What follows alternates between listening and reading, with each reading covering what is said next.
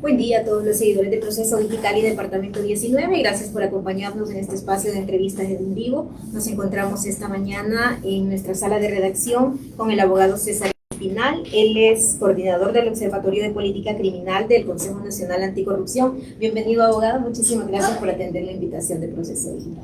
Muchísimas gracias por la invitación y pues muy contento de estar acá para poder compartir y conversar un poco sobre lo que ha venido ocurriendo en nuestro país. Sí, gracias, abogado. Bueno, el tema de la corrupción lastimosamente nos ocupa la agenda casi a diario en el país. ¿Cómo define usted en este momento de la historia de nuestro país, en el contexto legal y político, el tema de la corrupción? Bueno, como usted lo ha mencionado, lastimosamente este tema suele ser la noticia constante cada semana. Siempre suele posicionarse en las portadas de los diarios, siempre la corrupción persiste en ser un titular en los diferentes espacios de difusión de información, y esto lo único que denota es que en Honduras, pese a que pasan los años, cambian los gobiernos, no se logra realmente alcanzar un avance en materia de prevención y lucha contra la corrupción. Aún nos encontramos estancados, y más que todo el hablar de corrupción y establecer que hay un estancamiento, creo que realmente lo que se puede percibir es que no es tanto un estancamiento, sino también un retroceso, porque al final, en un momento como el que estamos viviendo, donde recientemente vimos una fuerte transición en cuanto a la ideología del gobierno a nivel de la institucionalidad pública, eso creo que trascendió en una expectativa ciudadana de ver cambios, de ver algo totalmente diferente en cuanto al funcionamiento de la administración pública y sobre todo en ese nivel de respuesta que se le podría dar a las necesidades de la población. Lastimosamente, haciendo un análisis muy objetivo de lo que ha venido ocurriendo en los últimos 3 años, nos damos cuenta que la clase política está cortada con la misma tijera, sin importar el partido al que pertenezcan, y esto creo que se nota en algunos de los resultados que podemos ver todavía insatisfactorios. ¿Por qué ocurre esto? Porque simple y sencillamente la corrupción sigue capturando el Estado, sigue capturando la institucionalidad pública. Esto obviamente deriva en el comportamiento del funcionario público y en su actuar. Entonces, lastimosamente, nos damos cuenta que ya es un problema, por eso se habla de la corrupción endémica, ya es un problema en el sistema, y que todavía no se ha encontrado o no ha llegado nadie a la administración pública que realmente pretenda cambiar eso. La clase política sigue con ese ánimo de mantener un status quo. Estamos en un año electoral, vamos a elecciones generales, y se puede percibir de manera muy manifiesta que la clase política continúa con sus intenciones de concentrar el poder. Hablamos de todos los partidos acá, y lastimosamente e históricamente esa es la realidad de nuestro país. Es grave lo que nos dice, abogado, porque ni siquiera hablamos de un estancamiento, estamos hablando de un retroceso. ¿Y cuáles son esos principales vacíos que encuentran para que la corrupción siga siendo un problema estructural? ¿Son vacíos legales o de qué tipo son los vacíos que encontramos? Creo que el primer vacío, que es bastante obvio, es la falta de voluntad en aquellas personas que elegimos para que ostenten los cargos dentro de los poderes del Estado. Esa falta de voluntad obviamente se ve reflejada luego en esa debilidad que hay a nivel institucional, sobre todo porque pese a que se puedan diseñar políticas públicas, estas finalmente no son implementadas de la mejor manera, o simplemente hay una distorsión del funcionamiento de la administración pública, porque las necesidades todavía no han sido satisfechas, hay problemas que no han sido resueltos. Somos muy conscientes de que Honduras no va a cambiar de la noche a la mañana, se requiere mucho para poder revertir todo lo que la corrupción por décadas ha venido impactando en nuestro país, pero también somos conscientes de que todavía no se refleja una verdadera voluntad, los esfuerzos no han sido realmente suficientes, y esto es porque simplemente cuando se llega al poder creo que hay hay una comodidad por parte de aquellas personas que ostentan estos cargos y simplemente lo que va ocurriendo es una réplica de prácticas anteriores. Entonces, por eso vamos en retroceso. Sabemos que han habido algunas circunstancias que podemos denotar en construcción de escuelas, intención de construcción de hospitales públicos, cuando antes eso no ocurría. Sin embargo, todo ello no resulta todavía prácticamente visible, porque también hay otras acciones que pudieron realizarse, creo yo, en un contexto más inmediato y pudieron reflejar cambios notorios en estos 3 años, y no lo fueron por lo mismo que comentaba, la falta de verdadera voluntad. Ahí están los vacíos. Si nos vamos a la normativa, de hecho Honduras es un país con un marco normativo súper amplio, robusto, que se ha venido de alguna manera ajustando en su mayoría a los estándares internacionales. El problema es la distorsión que hay o la mala interpretación manipulada de la ley, de la Constitución, cuando de manera general la Constitución quizás a veces no define de manera muy particular algunos asuntos, y lo hemos visto entonces en el Congreso Nacional, esa interpretación muy sesgada y manipulada de lo que habla nuestro marco legal constitucional. Y por otra parte también la creación de leyes que únicamente han buscado instrumentalizar esas malas prácticas, dándoles una aparente característica de legalidad, porque está en una ley, pero realmente son leyes lesivas, algunas que ya fueron derogadas, pero otras que se mantienen vigentes y que, pese a que se ha hecho reiteradamente el llamado a derogar estos textos normativos, aún siguen dándole ese tipo de privilegios y arbitrariedades y discrecionalidad a los funcionarios dentro de la administración pública. ¿Y qué tipo de corrupción diría usted que son las más frecuentes en el país, hablando de corrupción en política, corrupción administrativa o judicial, o está tan generalizado? El panorama es muy generalizado y todo creo que se deriva más que todo de la corrupción, sí, veámoslo así, de la participación política que tienen los actores de los institutos políticos. Son quienes, por mantener ese status quo, buscan entonces desde su institución política, obviamente, posicionarse dentro del poder público y desde allí controlar todas estas herramientas que da el poder, que dan los poderes de Estado.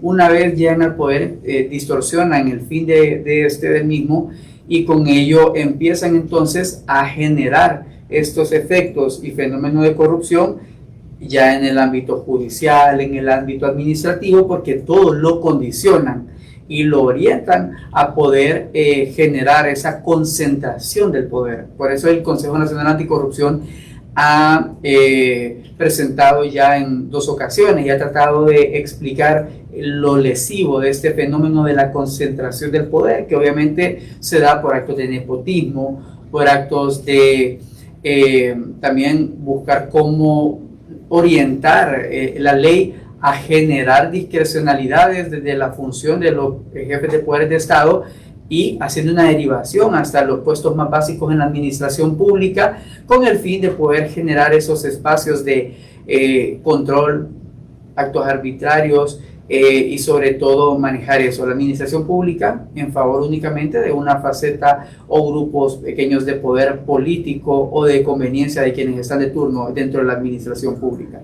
Sí, abogado César, y en cuanto al papel del Ministerio Público y el Poder Judicial, y hablando también del Poder Legislativo, que es donde se generan muchas leyes, como está, ¿vemos algún avance, retroceso, o estamos estancados también en esto? Creo que después de los 10 años de la dirección que tuvo el Ministerio Público anteriormente, se esperaba ver algo muy radicalmente diferente, porque sí, el Ministerio Público estuvo capturado y sujeto a favorecer, apañar y simplemente beneficiar a un partido político, al funcionario de un partido político.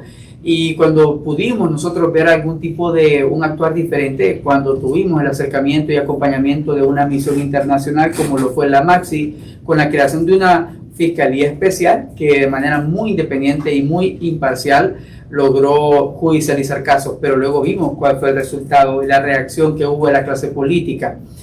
nuevamente posicionando al Ministerio Público como un elefante blanco. Se elige un nuevo fiscal, pero desde que estaba el proceso generó muchas preocupaciones la manera en que fue electo, se vieron algunos tintes de intentar generar, creo yo, que nuevamente un condicionamiento de la figura del fiscal general en favor de una faceta política.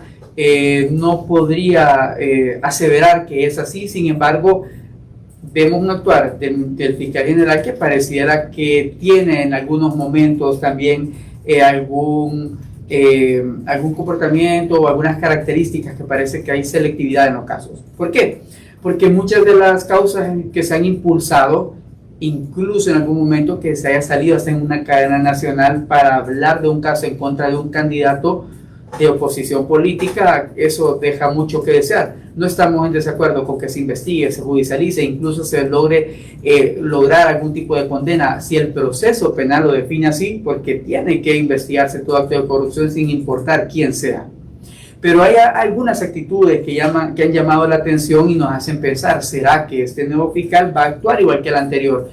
Todavía creo que el Ministerio Público no ha mostrado, creo yo, que esa imparcialidad que se espera.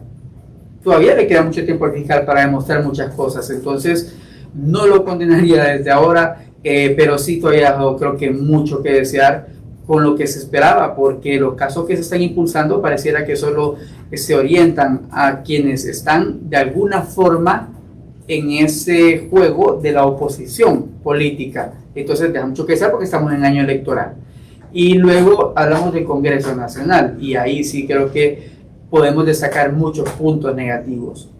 El Congreso Nacional creemos como un tema de estudio del Consejo Nacional Anticorrupción, que es el epicentro del balance de los poderes del Estado. Creemos que ahí está el contrapeso y la armonía que debería regir a los tres poderes del Estado, porque tiene tantas dentro de sus funciones que señala el artículo 205 de la Constitución, incluso hacer interpelaciones a altos funcionarios, puede poner en una posición de juzgamiento al presidente de la República o presidenta de la República, elige a los representantes de autoridades del Poder Judicial, otras autoridades de importantes entes de la administración pública. Entonces el rol que juega es muy importante, representa al pueblo hondureño de manera directa, crea las leyes. Básicamente en el Congreso se crean las reglas de cómo va a funcionar el control social del país. Entonces, observar la manera en que este Congreso ha venido actuando en estos 3 años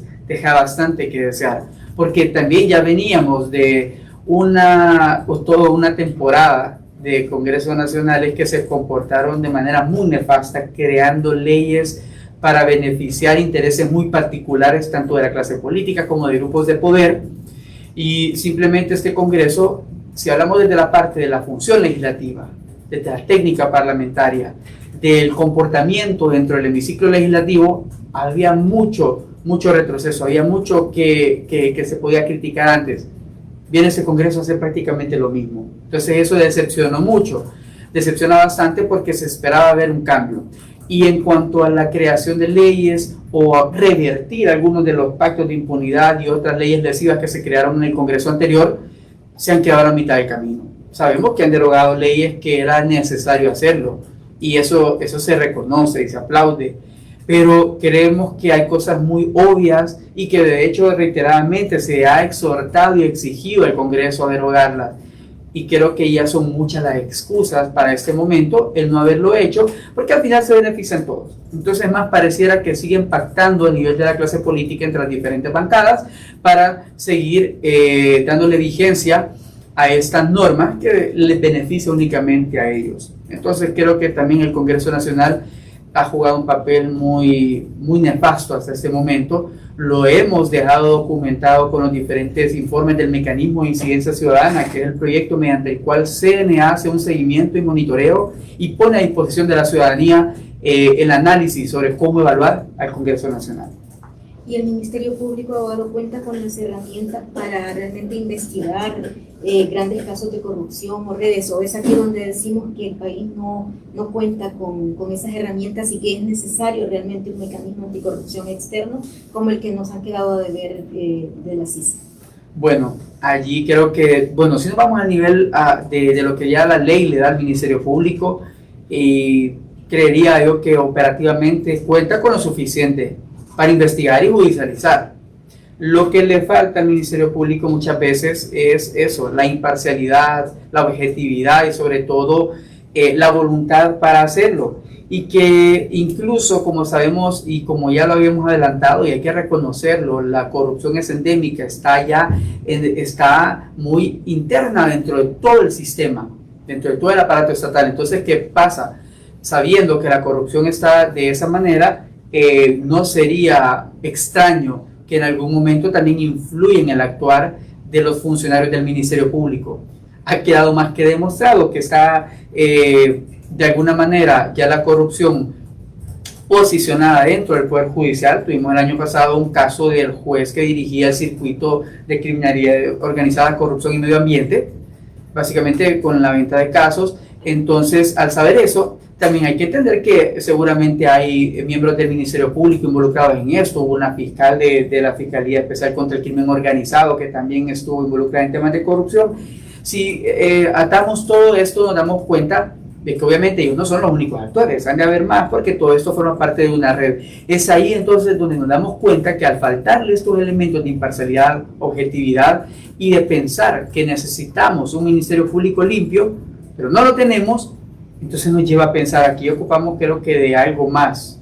Y por eso nace y surge la necesidad de un mecanismo internacional como pudo o debería ser la CICI, también basándonos en la experiencia que tuvo la MAXI, y de ahí hasta podemos ver en la región, la CICIG en Guatemala. Entonces, y para nosotros como CNA, también esto era muy importante porque nosotros hemos presentado, digámoslo, a la fecha, 167 casos. Solo 31 han sido judicializados. De esos casos, muchos eran, obviamente todos los casos que presentamos están altamente sustentados, muchos con circunstancias muy notorias de corrupción. Entonces pensábamos, esto debe ser un trabajo muy fácil para el Ministerio Público.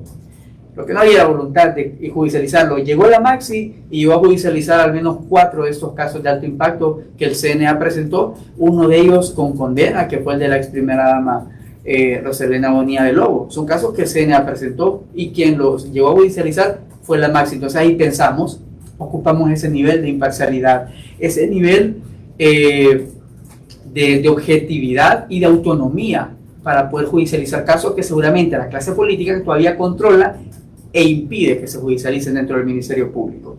Sí. Ya puntualizando, abogado, en el contexto electoral, vamos pues ahorita, se nos viene ya la campaña electoral, la opacidad en el financiamiento político y la falta de transparencia tiene una relación directa con la corrupción dentro del gobierno. Bueno, sí, lastimosamente también se puede destacar como el financiamiento político, cuando este proviene, en primer lugar, si proviene de fuentes ilícitas, es algo ya un caos, digamos, va a generar un caos. Y otra parte, cuando el mismo quizás no venga o no provenga de una fuente ilícita, pero el objetivo a veces de financiar campañas es comprar ya la voluntad adelantadamente de quienes pudieran ostentar un cargo dentro de la administración pública o uno de los poderes de Estado.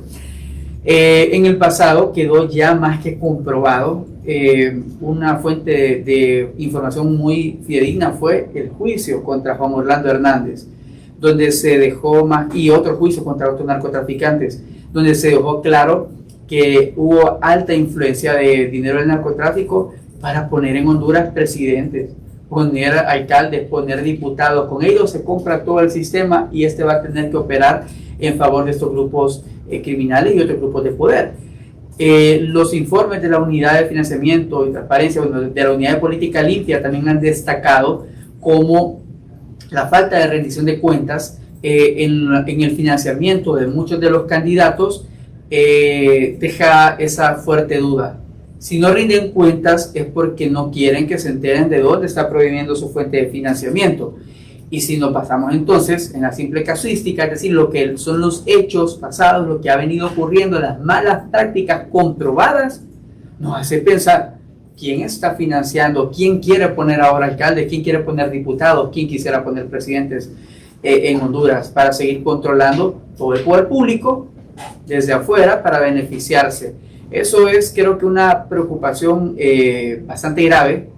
No podemos aseverar nada, pero basándonos en los hechos, la preocupación es alta, es muy fuerte, y eso obviamente cuando se da de esa manera, es casi 100% seguro que la corrupción va a seguir entonces operando en los diferentes poderes del Estado, porque fueron actos irregulares, actos de influencia, los que llegaron entonces a beneficiar en el momento de la campaña política a determinado actor. Y si esta persona se benefició de esa manera y bajo un acto de influencia por financiamiento, va a tener que responder posteriormente y pagar favores. Y es ahí entonces donde se pierde todo. Es donde se distorsiona esa promesa que tomó para llegar a un cargo, a un poder. Porque al final eso pasa. Va a trabajar para quien le ayudó a llegar y no a quien le ayudó a llegar por votos, sino a quien le ayudó a llegar posicionándolo públicamente, porque para tener una alta publicidad se ocupa dinero. Sí. Gracias, abogado. Finalmente le dejo las cámaras y los micrófonos del proceso digital. Quiere recordar también el papel fundamental que tiene la ciudadanía en cuanto a la denuncia para que exista pues un poco más de transparencia. Claro que sí. Creo que todos como ciudadanos somos conscientes del país en el que vivimos, de la situación que atravesamos día con día, y creo que muchas veces nos asustamos, nos lamentamos de poder ver nuestros hospitales públicos en estado crítico, observar en la calle a personas y niños incluso pidiendo por un plato de comida, la inseguridad, el miedo que sentimos de ser víctimas de la inseguridad en el país. Son muchas las circunstancias y todo esto es producto de la corrupción. Y cuando podemos ser quizás testigos de alguna situación irregular que ocurre, es cuando nosotros tenemos que de alguna manera no quedarnos callados, denunciar. Creo que es a veces difícil creer que pueda haber una respuesta a nuestra denuncia, pero hay espacios donde las denuncias realmente tienen un tratamiento, tienen un camino y pueden tener un resultado. Para el Consejo Nacional Anticorrupción, desde el año 2014 a la fecha, se puede destacar ese trabajo de poder conocer las diferentes circunstancias que muchas veces provienen del testimonio de un ciudadano, y esto se ha traducido en una investigación que ha llegado posteriormente a ser presentada como una denuncia ante el Ministerio Público y algunos de los casos judicializados. Entonces, al final, el rol del ciudadano en poder alzar la voz, el poder exigir sus derechos, suele ser lo más importante, porque un pueblo que agacha la cabeza va a ser un pueblo que estará sometido. Entonces es importante que reconozcamos que nuestro papel y nuestro rol es fundamental ante cualquier gobierno y ante cualquier circunstancia de corrupción. Si nosotros no actuamos, la corrupción nos hará retroceder. Entonces nuestro papel va a ser el único que realmente nos va a salvar. Muchísimas gracias. Nos ha acompañado esta mañana el abogado César Espinal del Consejo Nacional Anticorrupción. A todos nuestros seguidores en Proceso Digital, les recordamos que esta y otras entrevistas puede verlas en un solo clip en nuestras redes sociales. Muchísimas gracias por su atención.